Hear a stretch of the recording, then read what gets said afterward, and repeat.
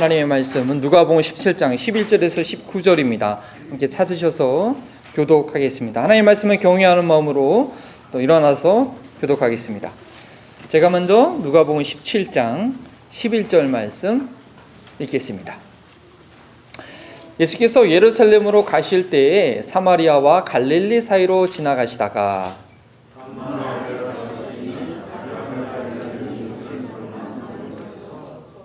소리를 높여 이르되 예수 선생님이여 우리를 불쌍히 여기소서 하거늘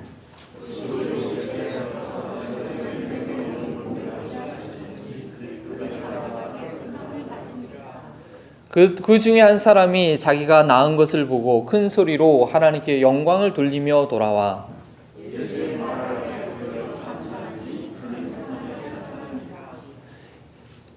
예수께서 대답하여 이르시되 10사람이 다 깨끗함을 받지 아니하였느냐? 그 9은 어디 있느냐?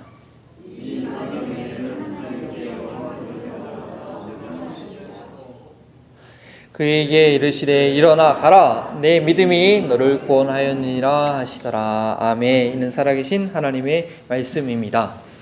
돌아와 감사하니 라는 제목으로 하나님 말씀을 전하기 원하는데요. 그 전에 우리 이제 브라이언이 감사 고백을 잘 했고, 우리 작년 중에서도 한 명 하실 분들이 계실 텐데, 쑥스러우셔서 또 이제 드러내기 원치 않으셔서 안 하신 것 같아서 제가 해야겠다. 제가 제일 감사할 것 같아요. 예, 오늘 들어서 이렇게 아름다운 교회에 목회할 수 있는 하나님께서 기회를 주시고 또 매 주일날 말씀을 증거할 수 있다는 게 얼마나 큰 특권인지 모릅니다. 부교육자 있을 때는 1년에 주일 예배 설교하는 거 몇 번 기회 안 오거든요. 근데 매주 설교하시는 게 너무나 감사하고요. 또 저희 아내 같은 경우는 기다리면서 기도하면서 이렇게 아무 때나 와서 기도할 수 있는 그런 성전에 있는 교회에서 섬기시면 좋겠다라는 그런 기도 제목이 있었는데, 이렇게 그냥 장소가 있는 곳에서 또 기도할 수 있는 것이, 또 새벽마다 간수할 수 있는 것이 너무 감사했고요. 또 돌아와 볼 때 제가 부교육자로 있으면서 이러한 나의 성격이나 이런 것들은 나중에 담임 목회할 때 많이 힘들겠다. 또 주변에 그렇게 저한테 권면해 주신 분도 계시고, 또 저희 아내도 그런 걸 제가 부교육자 사역할 때 그런 지적을 해줬는데, 돌아보면 그런 제가 염려했던 큰 문제는 없었던 것 같아요. 아마 우리 성도님들이 너무나 좋으셔가지고 저희 그런 단점이 많이 커버가 된 것 같은데, 오늘 아침에 목사하면서도 그런 문제가 안 생겼네 하면서 너무 감사하는 시간 가졌습니다. 네, 이제 말씀 전하겠습니다.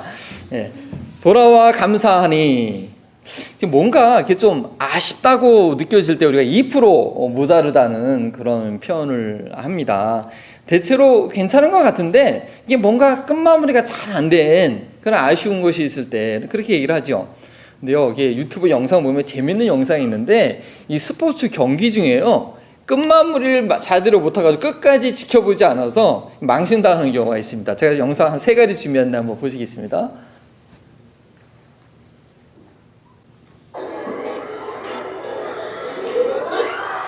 (2초) 남았습니다. 48대 46가 되죠. 예.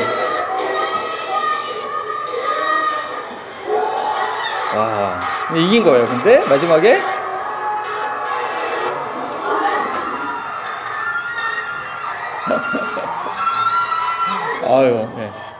배구입니다. 거의 못 잡는 거예요. 상대방 선수 보십시오.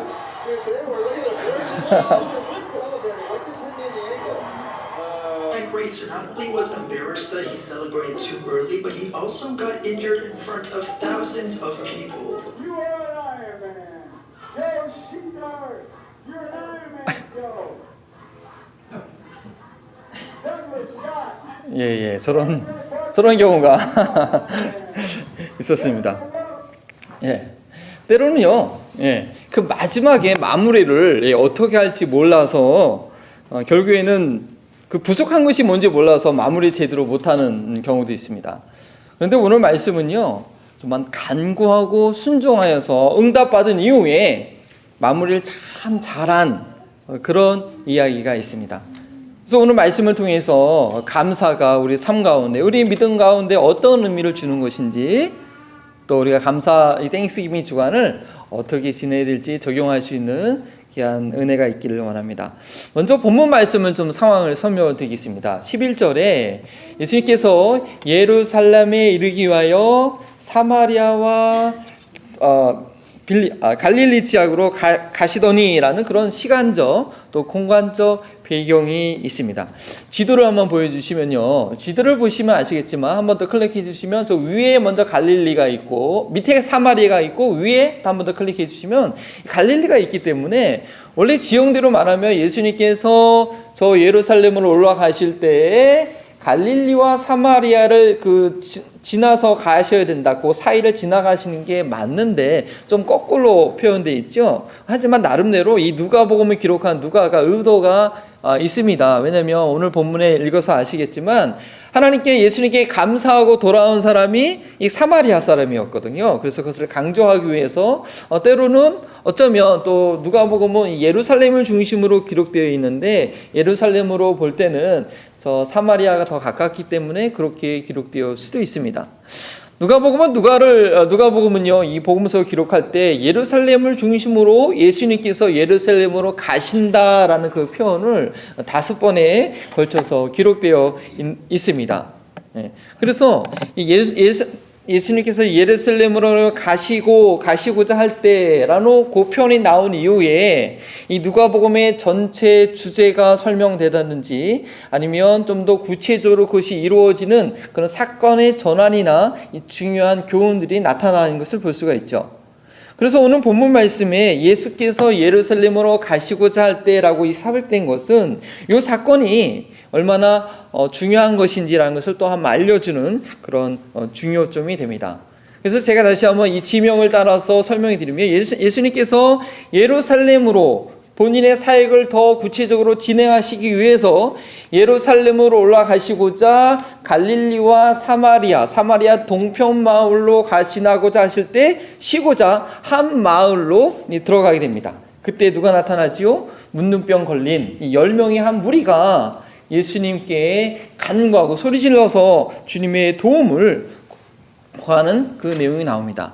이미 5장에 예수님께서 문둥병자를 고친 내용이 나오거든요. 그러니까 그 문둥병자를 고침으로 인해서 예수님에 관한 소문이 온 동네에 퍼졌습니다. 그래서 예수님에 대한 소문을 익히 알고 있던 이 문둥병자들이 자기의 마을 근처로 지나간다는 얘기를 듣고 자신들의 병 때문에 예수님께 감히 그 10명이 단체로 좀 가긴 그렇잖아요. 5장에는 한 명이 예수님께 개인적으로 갔는지 모르겠지만 가까이 가지 못하고 멀리 서서 우리에게 긍휼을 베풀어 달라고 그렇게 12절에 얘기하고 있습니다. 이 문둥병은요 구약의 율법에 의하면 부정한 병이었습니다. 그래서 문둥병 걸린 병사들은 이 지성소를 중심으로 12개의 지파가 진 안에 거하지 않습니까? 그런데 그 진 안에 거하지 못하고 진 밖에서 따로 거하면서 이동할 때 진 밖에서 따라와야 되는 그런 부정한 병이라고 알려져 있었습니다. 이 문둥병이 현대에는 한센병이라고 하죠. 1878년 노르웨이 의학자 한센이라는 사람이 문둥병을 일으키는 균이 무엇인지 발견을 하게 돼서 우리가 한센병이라고 하는데요. 최근에 이 문둥병 한센병은 치료가 가능한 병입니다. 그래서 전염성도 거의 없죠. 왜냐하면 우리 어렸을 때 BCG 주사 다 맞으셨잖아요. 애들 맞히잖아요. 그것을 맞췄기 때문에 웬만해서는 이 한센병이 전염되는 경우가 없습니다. 그래서 또 발견이 되더라도 치료하게 있기 때문에 금방 치료할 수 있는 그런 병이죠. 그래서 요즘에는 문둥병이라고 하면 그런 선입견 때문에 그런 말을 안 쓰고 한센병이라고 하는데, 근데 그 치료약이 개발되기 전까지만 해도요, 치료약이 없고 이 격리하는 것이 최상의 방법이었죠. 왜냐면 이 문둥병이 되게 좀 치명적이었던 것은 이 균이 말초신경에 문제를 일으켜서요, 통증을 못 느끼게 합니다. 그러다 보니까 감염이 돼도 상처가 나도 아픈지 모르고 그것을 인해서 2차 감염이 무서운데 2차 감염을 위해서 이렇게 살깔이 막 떨어져 나가고, 감염된 것이 그래서 손이 떨어져 나가고 귀가 떨어져 나가도 그걸 못 느끼는 거예요. 그래서 이제 문둥병 환자들 이렇게 그러는 그림이나 사진 보시면 이 그림이라는 것을 보면 아픈 그 붕대를 저렇게 감아놓고 있거나 저렇게 얼굴이 이렇게 일그러진 그런 모습을 볼 수가 있었습니다.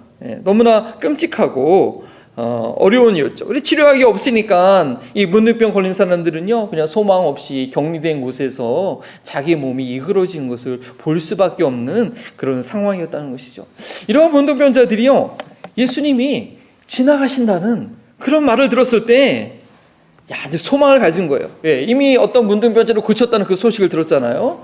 예, 그러니까 그 앞에서 간절히 부르짖는 거죠. 예수님이 또 언제 자기들 마을을 지나갈지 모르고 지나갈 때 그 소리를 못 들으면 자기를 지나치면 안 되니까 간절히 우리를 고쳐달라고 이렇게 주님의 긍휼을 간구하고 있는 것입니다. 그들이 얼마나 간절했을까요? 예. 예수님 놓치면 안 되거든요. 근데 사실은요, 어쩌면 저희도 어떤 우리 삶 가운데 어려움이 있을 때 우리는 이렇게 간절하게 주님께 부르짖습니까? 이 문둥병자들은요, 정말 그 10명이 합심하여 기도한 거예요. 합심하여. 예, 그 간구할 때 예수님께서 저들을 쳐다보셨어요. 그리고 저들에게 응답하셨어요. 우리도 우리의 삶 가운데 어려움이 있을 때 이렇게 주님께 소망을 두고 이 문제를 해결할 수 있는 분은 이 문둥병자들에게 자기들을 고쳐줄 수 있는 약도 없어요. 격리돼 살아세요. 고칠 수 있는 분은 우리 그 예수님 고쳤다는 분은 그 한 분밖에 없거든요. 그러니까 그분께 간절히 구한 것입니다. 우리도 우리의 삶에 문제가 있을 때 이 주님께 소망을 두고 도움을 구해야 됩니다. 2019년 한 해 동안 어려운 일이 있었는데 그 어려운 가운데 주님께 도움을 구하지 않았다면, 주님께 간절히 나아가지 않았다면 주님을 간절히 찾는 우리가 되기 원합니다. 그래서 이 한 해가 지나가기 전에 그 어려운 문제들 확실히 응답받는 저와 여러분들이 되기 원합니다. 기도하셨다고요? 기도했는데 아직도 응답이 없다고요? 네. 근데 우리 한 모습을 솔직히 한번 돌아봅시다. 얼마나 주님께 간절히 부르셨습니까? 얼마나 주님께 간절히 매달렸습니까? 주님께서 우리의 모든 사정 아시니까 그죠? 그냥 한두 마리 중얼중얼 하나님 도와주세요. 뭐 그냥 맨날 똑같은 기도 좀 반복. 그런 것은 아니었나요? 물론 주님께서 아십니다. 근데 문제는요, 그렇게 기도하면 우리의 마음의 전심이 하나님께 드려지지가 않는 거예요. 간절한 만큼 주 앞에 달려가게 되어 있거든요. 그래서 시편에 우리 주님께 간절한 마음으로 간구해야 된 그런 여러 가지 구절들이 있는데 한 구절만 한번 소개해 드리기 원합니다. 시편 28편 2절 말씀 우리 다 함께 한번 읽어볼까요? 시작. 내가 주의 지성소를 향하여 나의 손을 들고 주께 부르짖을 때에 나의 간구하는 소리를 들으소서. 우리가 교회로 모일 때 사람들의 이목 때문에 부르짖기가 좀 창피하며 집에 혼자 계실 때 간구하셔야 됩니다. 부르짖어 외쳐야 됩니다. 시편에 있는 많은 믿음의 사람들이 하나님께 간구하여 응답 받았습니다. 어떤 목사님이 이런 목회 간증을 하는 것을 봤어요. 이 교회는 아주 금요 기도회가 아주 은혜가 넘치는 그런 기도예요. 많은 분들이 금요일 와서 부르짖고 기도하고 간구하는 그런 교회였는데 한 점잖은 분이 교회에 등록했어요. 금요 기도회 오는데 뭐 자기하고는 안 맞는 거죠, 사실은. 그래서 이제 목사님 찾아가가지고 목사님 저한테는 통성기도 하라고 그렇게 강요하지 마시라고. 저는 제 스타일이 있으니까 그냥 냅두세요. 그래서 목사님이 그냥 그렇게 냅뒀는데 어느 날 이분이 막 저 뒤에서 막 간절히 막 부르짖고 기도하다는 것이죠. 나중에 알고 보니까 정말 자녀에게 너무나 막 위중한 병이 생겨가지고 막 그렇게 간절히 부르짖었다라는 것이죠. 간절하면 부르짖게 되어 있어요. 그래서 혹시 아직 그렇게 부르짖어 기도하지 못하셨던 분들 해결할 문제가 있으면요, 주중에 교회 성전에 나오셔도 아니면 집안에서 한번 온 힘을 다해서 물론 한나처럼 너무나 간절해서 목소리가 안 나오는 경우도 있지만 보통의 경우에는 우리에게 주신 목소리로 하나님께서 우리의 목소리를 들으신다고 하거든요. 통성기도 해보신 분은 알아요. 내 마음, 나의 전 인격이 그냥 하나님께 드려지게 되거든요. 저도 저희 아버지 편찮은 신앙을 듣고 근데 평상시에와의 기도는 달라지더라고요. 그냥 온 많이 힘을 다해서 막 이렇게 간구하게 됩니다. 구약 시대에도 신약 시대에도 오늘날에도 동일하게 역사하신 우리 주님께서 이 문둥병자들의 간절한 간구를 들으시고 14절에 이렇게 말씀하십니다. 가서 너희 몸을 제사장들에게 보이라. 담대한 말씀입니다. 구약의 율법에 의하면 이 나병 환자가 문둥병자가 고침을 받게 되면 이렇게 나아지게 되면 자연치유가 일어나면 하나님 은혜로 자연치유가 일어나게 되면 제사장에게 몸을 보이도록 되어 있습니다. 그러면 제사장은 그 사람을 집 밖으로 데려가서 정말 고침을 받았는지 확인하게 되는 그런 과정이 있죠. 그래서 예수님께서는요 그냥 무작정 제사장에 가서 이 몸을 보이라는 것입니다.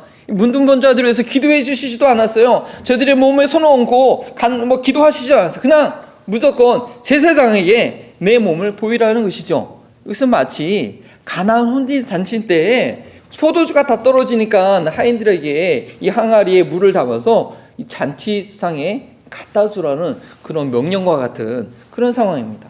그런데요, 이 문둥병자들이 믿음이 있었습니다. 믿음이 좋았어요. 예, 하나님을 신뢰하기 때문에, 주님을 신뢰하기 때문에 간절히 부르짖고, 그래서 주님께서 말씀하실 때에 이들은 순종했습니다. 몸이 다 나은 것을 확인하고 제사장에게 간 것이 아니라 그냥 말씀하시니까 믿고 나아갔습니다. 그때 어떻게 됐죠? 예, 잘 알고 계시다시피 믿고 가는 도중에 고침을 받았습니다. 현대의학에서 이 한센병은요, 그 균을 치료할 수 있는지 모르겠지만 그 문둥병의 후유증으로 손이 떨어져 나가고 귀가 떨어져 나가고 코가 이게 뭉그러지는 그런 것을 다 보고 다시 회복할 방법은 현대의학으로는 없습니다. 그런데 우리 주님이 치료하시면 처음 상태보다 더 온전하게 고쳐주십니다.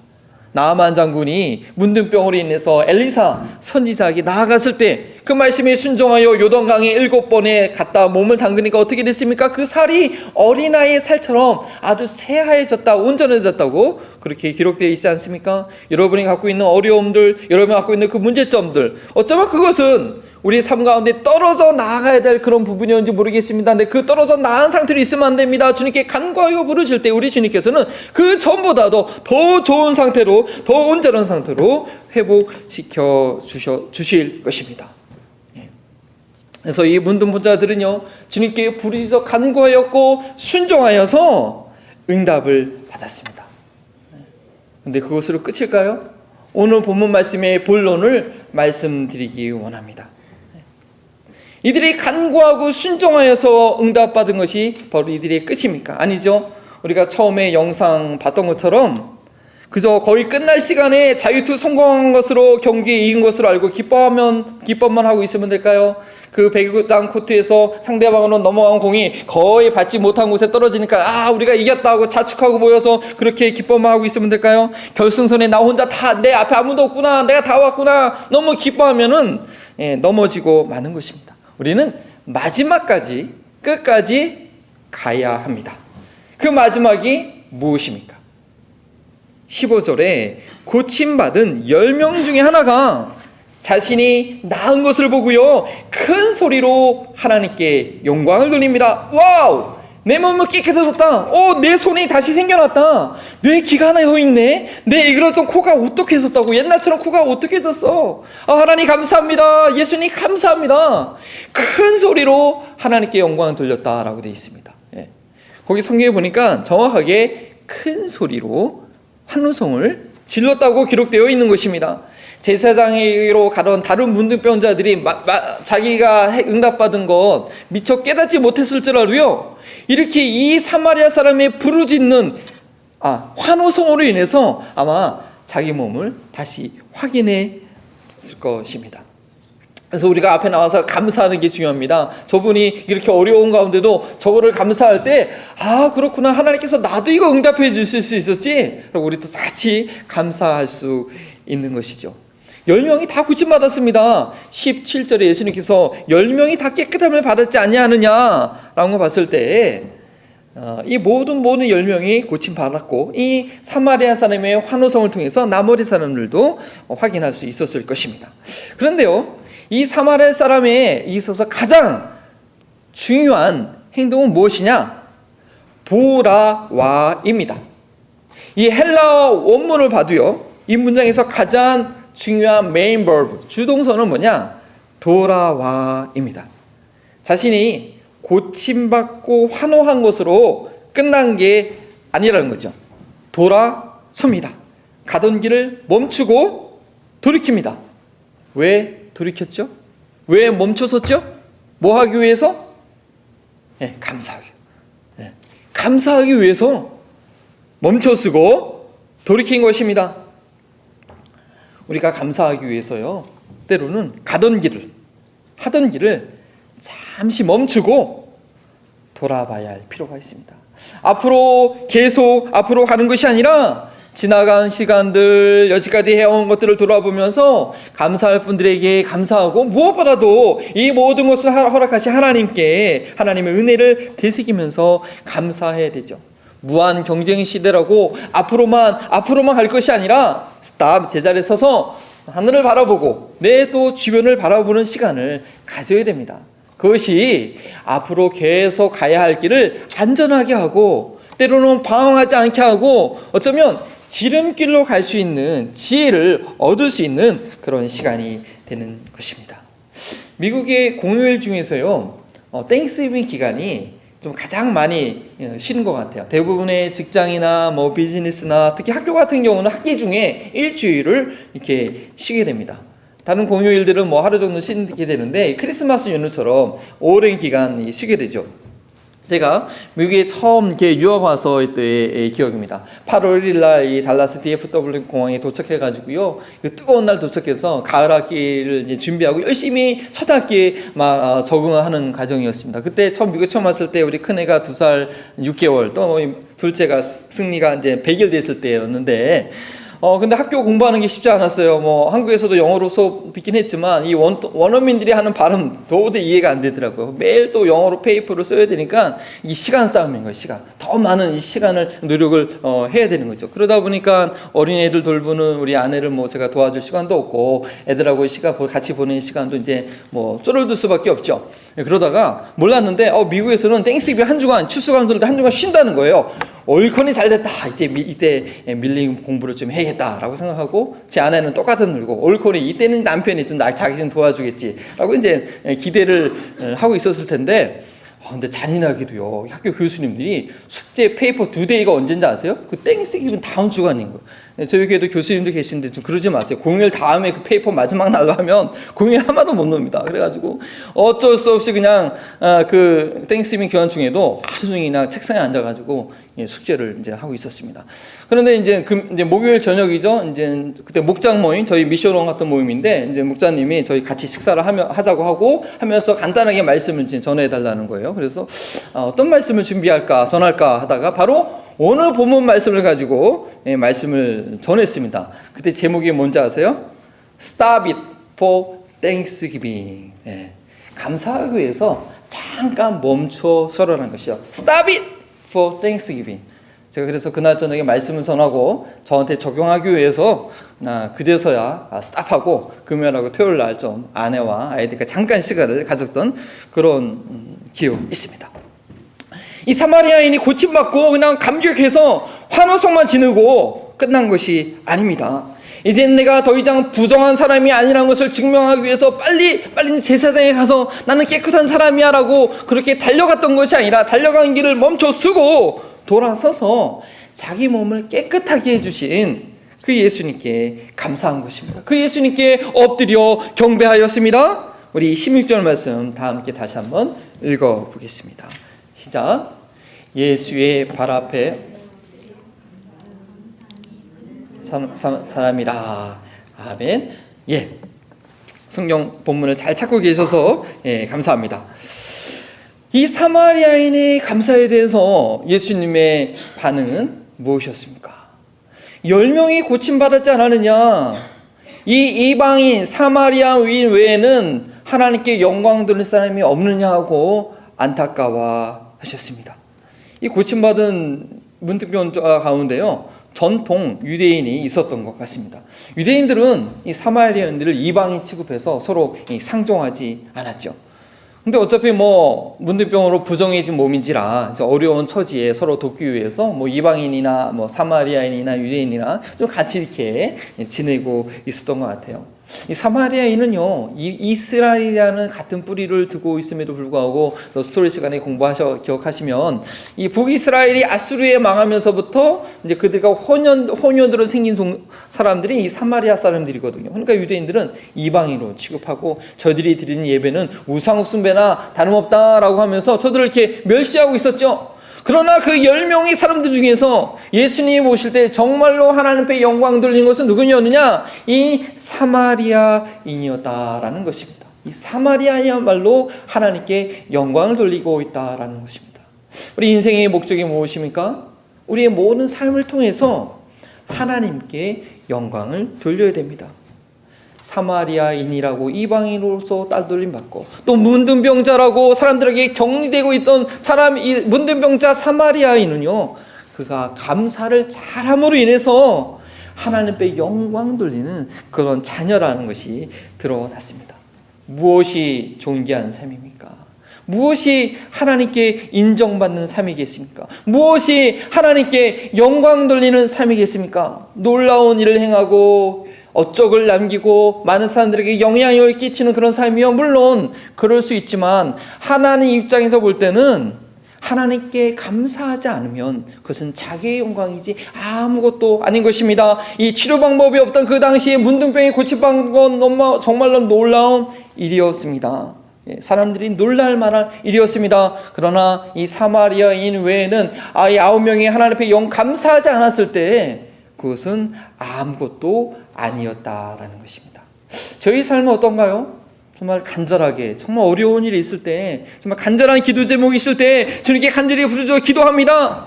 그런데 응답받고 나면요, 문제가 해결되고 나면 어때요? 간절히 막 기도했던, 간절히 막 해결책을 받았던 그만큼이나 하나님께 감사하는 마음, 마음을 한번 저울질해 해보세요. 간절하게 문제를 해결하려고 했던 그 마음과 해결된 이후에 앞에 감사드리는 마음이 어느 쪽이 더 무거운가? 의사를 만났던 의사가 좀 몸에 이상이 있는 것 같습니다. 좀 정밀 검사를 좀 받아봐야겠네요. 한 2주 후에 어포인먼트를 합니다. 그러면 마음이 어떻게 긴장되죠? 암이면 어떡하지? 이게 뭐가 좀 문제가 있으면 어떻게 되지? 수술해야 되면 어떻게 되지? 긴장을 하는 거예요. 그래서 막 사람들한테 기도 부탁을 하고 막 간절히 기도하고 막 기도하는데 막상 정밀 검사를 하니까 어떻게 돼요? 몸에 이상이 없다는 거예요. 그러면 어떤 생각이 들어요? 기도 응답이구나, 하나님이 고쳐주셨구나 라고 생각하기보다는 의사가 오진했나? 내가 너무 겁먹었나? 혹시 그런 생각이 스쳐 지나가지는 않습니까? 사람들이요, 화장실 들어갈 때하고 나올 때하고 다르다고, 문제가 있을 때는 간절히 막 그냥 구하다가도 문제가 해결되면 그 간절한 마음을 하나님께 영광 돌리는 것으로 더 해야 되는데 그렇지 못할 때가 우리 가운데 있는 것입니다. 감사는요, 믿음입니다. 그 일들을 이루신 분이, 응답하신 분이, 행하신 분이 하나님이시라는 것을 인정하는 믿음인 것이죠. 그런데 하나님께 감사하지 않는 거요, 이거는 자기 자신이 영광을 가로채는 것입니다. 내가 특별해서, 내가 열심히 해서, 내가 능력이 있어서 이런 업적으로 자기 자신만을 마음속으로 자랑하면, 다른 사람들이 얘기하지 않더라도 하나님께 감사하지 않는 것은 자기 자신을 자긍하는 그런 멸망의 길로 돌아서고 있는 것입니다. 그는 온 천한 만물을 창조하시고 오늘도 아주 세밀하게 이 온 지구를, 인류의 삶을 운행하시는 그런 하나님과는 상관없는 자의 삶입니다. 그저 자기 능력으로 자기 삶을 자기 수준에서 살아가고 있는 삶입니다.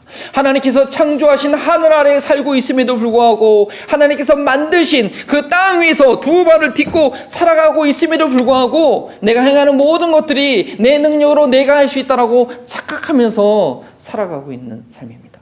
시편 136편에 있는 말씀이죠. 우리 함께 한번 읽어보겠습니다. 시작. 지혜로 하늘을 지으신 이에게 감사하라. 그 인자하심이 영원함이로다. 땅을 물 위에 펴신 이에게 감사하라. 그 인자하심이 영원하심이로다. 구원받은 자녀는요, 하나님께서 그 모든 것을 세밀하게 인도하셨고 이루셨다는 것을 인정함으로 감사하여서 하나님 앞에 영광 돌리는 자입니다. 그래서 예수님께서는 이 사마리아인의 감사를 어디까지 연결하셨습니까? 어떻게 평가하고 계십니까? 바로 구원에까지 연결하고 계십니다. 우리 마지막 절 19절 말씀은 다시 한번 같이 읽어보겠습니다.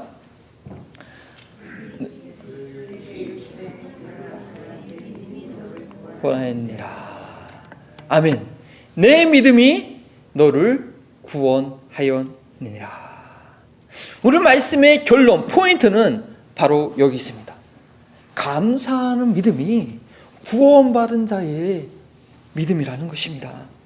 성경에서 바로 이러한 감사를 했던 믿음의 사람들이 있지요. 욥, 그렇죠? 욥이 모든 자기 재물을 잊어버리고 자기의 자녀까지 다 잃어버렸음에도 불구하고 하나님을 원망하지 않고 감사하기도 했습니다. 다니엘이요, 하나님께 기도하면 사자굴에 던져지게 됨을 알고도 변함없이 하나님 저를 구원해 주세요 그렇게 기도한 것이 아니라 하나님께 감사하기도 하였다라는 것입니다.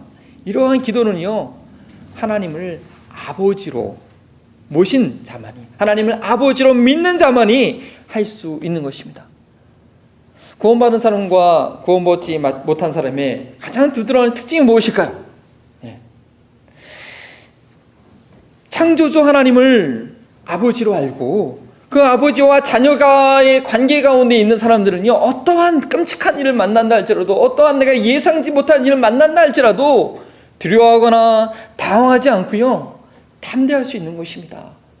든든한 백이 있으니까요. 온 천하 만물을 창조하신 하나님이 나의 아버지시고 그 하나님과 아버지와 자녀의 관계를 누리고 있었기 때문에 두려워하지 않는 것이죠. 그러나 아무리 유능한 사람도, 아무리 잘난 사람도요, 자신의 한계에 닥치게 되면 두려움에 빠지고 걱정하게 되고 정신을 못 차리게 되는 것이죠. 욥이 그 고통스러운 상황에서도 감사하기도 할 수 있었던 이유와 욥의 아내가 하나님을 저주하고 죽으라 라고 그렇게 얘기했던 그 말의 차이인 것입니다. 장례식 때 이렇게 위족이 인사를 하죠, 그렇죠? 보통 하객들한테 감사하는 말에 와서 감사. 근데 하나님께 감사하는 말은 별로 안 해요. 근데 제가 어느 한 장례식 때 정말 진심으로 하나님께 감사하신의 그 고백을 제가 아직도 기억하고 있습니다.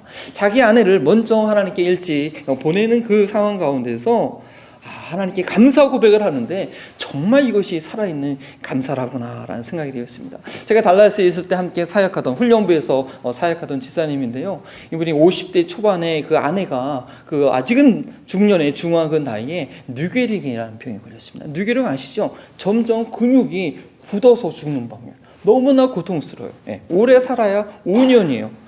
그런데 이 남편이 사업도 되게 잘하시는 분이에요. 좀 여유가 있으신 분인데 얼마나 이 아내를 지극정성으로 간호했는지 무려 7년을 살았어요. 7년을. 그래서 어떤 분들은 그렇게 얘기해요. 아유, 저 집사님이 아내를 너무 사랑해서 아내를 너무 고생했으니까 빨리 이제 가셔야 되는데 너무 지극정성 간호하시니까 그렇게까지 얘기를 하더라고요. 저도 이제 가끔 찾아가 친방에 보면 50대 아직은 연약하고 우아한 그 집사님이 움직이지도 못하고 때로는 이 고통 때문에 고통스러워하는 모습을 보면서 너무 안타까웠는데, 그래도 모든 사업을 제쳐놓고 이 아내를 지극정성 간호하시는 남편 집사님 때문에 기적이 일어날 수도 있겠다 하고 기대했지만 결국 하나님께서는 이 남편 집사님의 장례식의 그 고백을 통해서 영광을 받으셨습니다. 이분이 어떻게 얘기하냐면요, 자신은 7년 동안 아내의 곁에 있으면서 하나님과 동행하는 아내의 가장 아름다운 모습을 본 그런 행복한 남자였다라고 그 장례식 때 담담하게 하나님 앞에 감사한다는 그런 고백을 했었습니다. 제가 그 기억이 나서 어제 한번 이렇게 안부를 물어봤더니요, 동일하게 목사님 저희 감사 고백을 기억해 주셔서 감사합니다. 지금 3주는 지났는데 여전히 그 감사하는 마음으로 잘 지내고 있습니다라고 그렇게 저에게 답을 주셨습니다. 저희가 21일 감사기로 감사 기적을 쓴 한 해가 지나가기 전에 감사할 것들을 잊어버리지 않는 것은요, 이건 의례적인 그런 행사가 아닙니다. 나와 나의 삶 가운데 함께 하신 하나님을 인정하는 믿음의 고백이라는 것이죠. 구원받은 하나님의 자녀가 최상의 것으로 하나님 앞에 영광 돌릴 수 있는 것입니다. 그러나 감사하지 않는다면요, 그것은 그 모든 일을 이루신 하나님의 영광을 가로채는 것입니다. 심한 말일지 모르겠지만 감사하지 않는 마음은 사단에게 매여 있는 사단의 짓이라는 것입니다. 사단은요, 우리 마음속에 불평과 원망과 불신을 심어놔서 결국 하나님을 불신뢰하지 못하게 하고 하나님께 감사한 일을, 그 감사하는 마음을 싹 막아놓는 그런 일을 바로 사단이 하는 것입니다. 또한 이 사단은요, 하나님의 하신 일을 자신의 것으로 취하게 만듭니다. 쉽게 말하면 감사하지 않는 삶은 하나님을 대적한, 하나님을 반역한 대적자의 삶, 구원받지 못한 삶이라는 것입니다. 성공 가도를 달리고 있습니까? 아니면 어쩌면 너무나 힘들고 어려운 상황에서 전전긍긍하고 있습니까? Stop it for Thanksgiving. 잠시 멈춰서서 하나님께 감사하는 마음을 회복하는 저희들이 되길 원합니다. 21일 동안 감사 노트를 쓰시는 것이 어떠셨습니까? 하루에 5가지를 찾아내는 것이 좀 힘들었나요? 그러나 올 하나의 모든 삶이 하나님께서 함께 하신 하나님의 은혜인 것을 우리가 안다고 한다면 하루에 5가지 쓰는 것만으로도 충분하지 않은 것입니다. 하나님께서 하나님의 자녀들을 위해서 행하신 일들이 너무나 많은 것입니다. 어쩌면 우리를 위해서 행하신 그것들, 정말 그냥 지나치기에는 너무나 죄송한 그런 놀라운 은혜가 있는 것이죠. 21일 동안 100가지, 오늘 100가지, 이렇게 100가지에 기록된 이것을 써서 저 앞에 드렸더라도 여전히 우리가 감사하는 것이 부족하다 한다면 이번 한 주간 하루에 5분만이라도 조용히 묵상하면서 하나님 감사합니다. 올해 이런 일도 있었군요. 올해 이런 일도 있었군요. 감사의 한번 고백을 한 주간 해보시면 어떻겠습니까? 때로는 여전히 고통스러운 그런 결과와 그 안타까운 가운데 있다 할지라도 하나님께서 나의 아버지심을 믿음으로 우리 감사 찬송을 돌리십시다. 전능하신 아버지께서 돌봐주신 것입니다. 그 하나님께서 나의 아버지라는 그런 믿음을 하나님께 보여드리길 원합니다. 감사하는 자에게 오늘 주님께서는 이렇게 말씀하셨습니다. 일어나 가라, 내 믿음이 너를 구원하였느니라. 2019년을 감사함으로 마무리하는 우리들에게 주님은 우리에게 말씀하십니다. 2020년 주저앉지 말고 일어나 가라, 내 믿음이 너를 구원하였느니라. 2020년 지금 봐서는 아무것도 가능성이 없고 더 암담할 것 같지만 그 모든 것을 범사에 하나님을 인정할 때에 그 순간순간마다 하나님의 구원을 경험하며 하나님 앞에 영광 돌릴 놀라운 일들이 2020년에도 우리 앞에 펼쳐질 것입니다. 우리가 하나님께 범사에 감사하는 마음으로 함께 일어나서 찬양 드립니다. 날 구원하신 주 감사, 모든 것 주신 감사, 지난 추억이 내 감사, 주 내 곁에 세시네.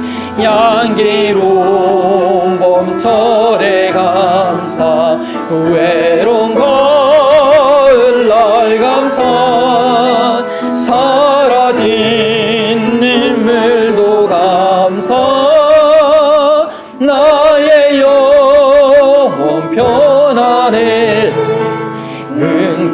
응답하신 기도 감사, 거절하신 것 감사, 배처럼 높으신 감사, 모든 것 채우시네.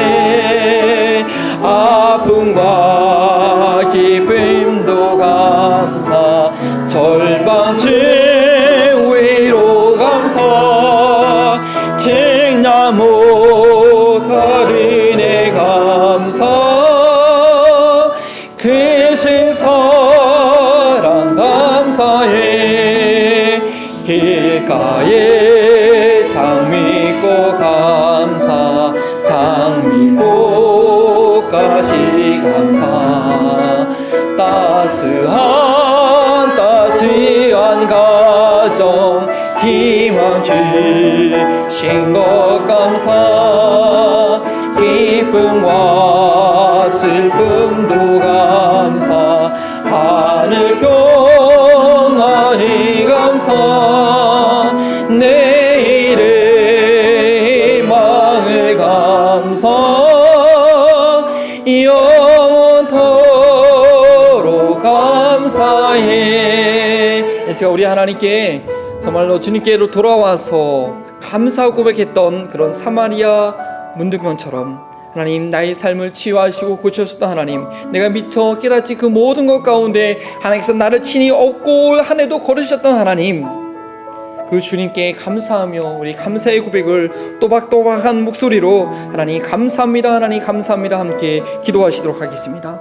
하나님 감사합니다. 주님의 그 은혜와 놀라운 은혜를 감사드립니다. 주님께서 우리의 삶을 지켜주셨고, 주님께서 우리 한마음 버린 통교를 지켜주셨고, 인도하셨고, 우리 성도들의 헌신을 받아주셨고, 우리 성도들의 사역을 받아주셨고, 우리 성도들의 하나님 예물을 받아주셨고, 우리 성도들의 그 모든 것들을 하나님께서 기쁨으로 받아주시니 감사합니다. 저희들을 통하여 영광 받아주시니 감사합니다. 그 어려운 환난 가운데 우리를 지키셨고, 하나님 그 모든 길 가운데 우리를 지키셨고, 우리의 자녀들을 지켜주셨고, 우리의 사업장들을 지켜주셨고, 우리의 가족을 지켜주셨고, 우리의 건강을 지켜주셨습니다. 하나님께서 우리를 숨쉬게 하셨고, 주의 이름을 찬양하게 하셨습니다. 하나님 이 모든 것들로 인하여 연합의 영광 드릴 수 있는 아버지 그 영광을 가르치는 자가 아니라 그 마음의 한 주간 그 내 마음속 깊은 곳에 아버지 정말 이 주 앞에 돌아와 하나님 감사와 경배했던 자처럼 하나님 이 한 주간 하나님께 돌아와서 하나님께 눈물로 하나님의 그 은혜를 감사하는 저희들 되시기 원하오니, 하나님 그 모든을 인하여 도리어 감사하는 저희들 되게 하시고, 모든 불평과 원망들이 아까 원수마이가 생겨주는 그 속임수에 넘어가지 않고 오직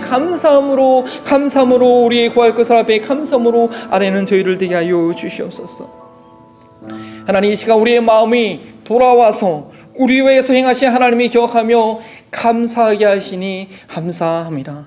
하나님 이 한 주간 지날 때에 정말 하나님께서 1월 1일 그 첫날부터 그 순간마다 내가 잠들어 있을 때 내가 미처 깨닫지 못한 그 순간에도 하나님 그 성령님의 세미한 손길로 나의 감정과 생각과 말들을 지키시므로 인하여 앞에 감사하는 저희를 되게 하여 주옵소서. 이 한마음 버린 동교회로 인하여 감사드립니다. 하나님께서 정말 보석처럼 귀하게 여긴 자들을 불러 모아주시고 이 교회를 세우시고 이 교회를 통하여서 선교하게 하시며 구제하게 하시며 주님의 귀한 복음을 전파하게 하신 주님의 놀라운 사역을 인하여 영광 돌리기 원합니다. 하나님 그 주님의 일을 인정하는 철저히 주 앞에 경배하는 저희를 되게 하여 주시옵소서. 하나님께서 주신 그 모든 것들 하나님 앞에 감사하며 너무나 적은 것이지만 하나님께서 행하셨음을 인정하는 마음으로 주 앞에 드립니다. 하나님의 영광 위에서 쓰여지게 하여 주시옵소서. 감사하며 예수 그리스도의 이름으로 기도합니다. 이제는 감사의 원천이 되신 예수 그리스도의 은혜와 만 가지 은혜를 주신 아버지 하나님의 사랑하심과 감사를 깨닫게 하시고 고백케 하시는 성령님의 교통하심이 이번 한 주간 그동안 다 하지 못한 감사를 주 앞에 올려드리기 원하는 우리 한마음 버린 동교회 사랑하는 가족들과 이 지역사회와 함께하는 모든 일들에게 지금부터 영원토록 함께 하시기를 축원하옵나이다.